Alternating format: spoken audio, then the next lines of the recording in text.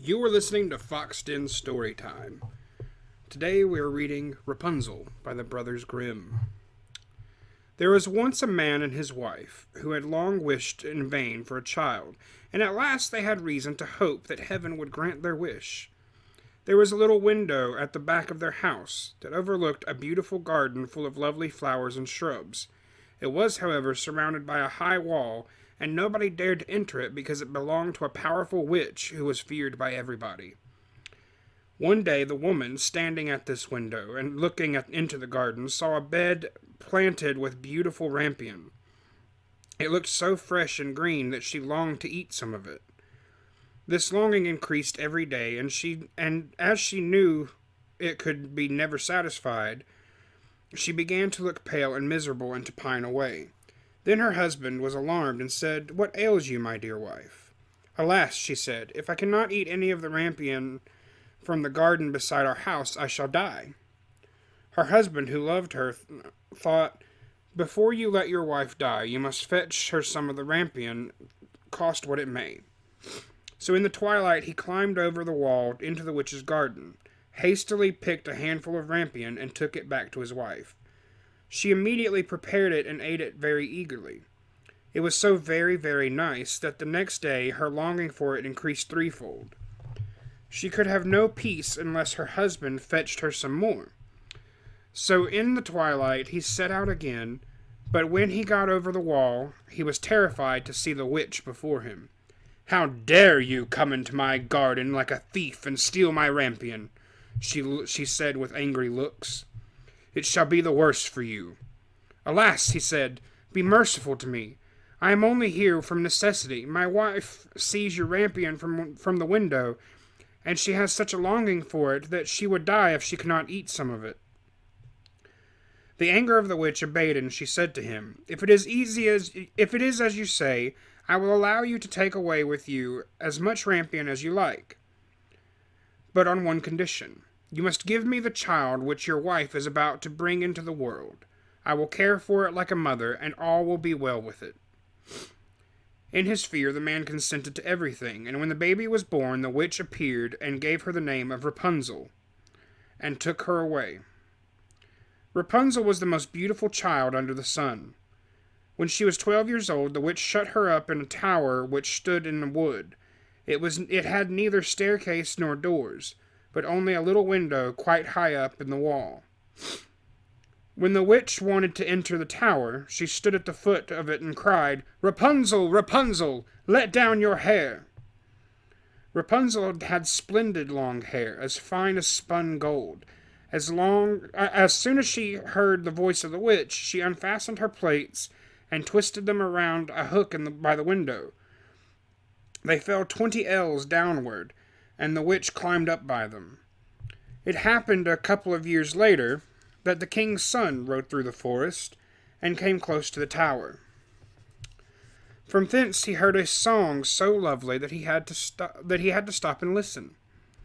It was Rapunzel who, in her loneliness, made her sweet voice resound to pass away the time. The king's son wanted to join her, and he sought for the door of the tower, but there was none to find.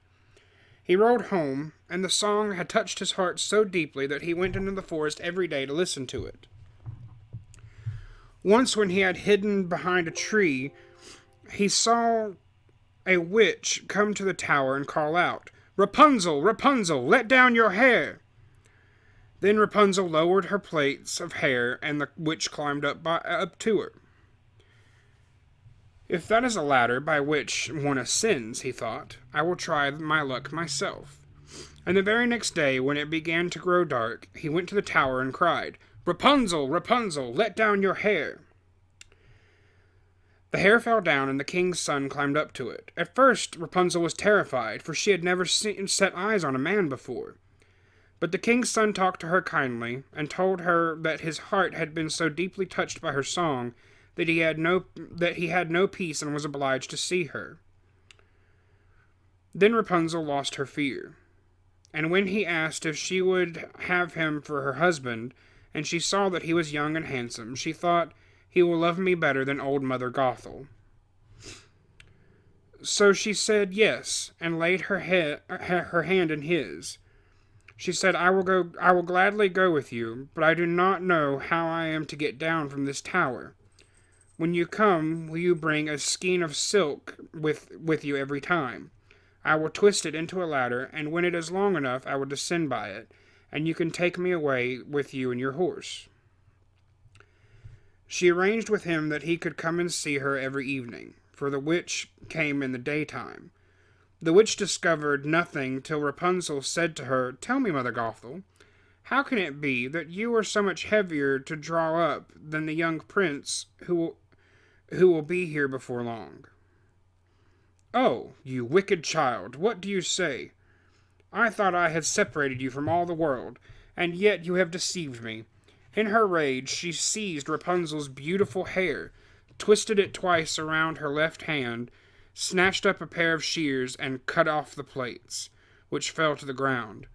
She was so merciless that she took poor Rapunzel away into the wilderness, where she was forced to live in the greatest grief and misery.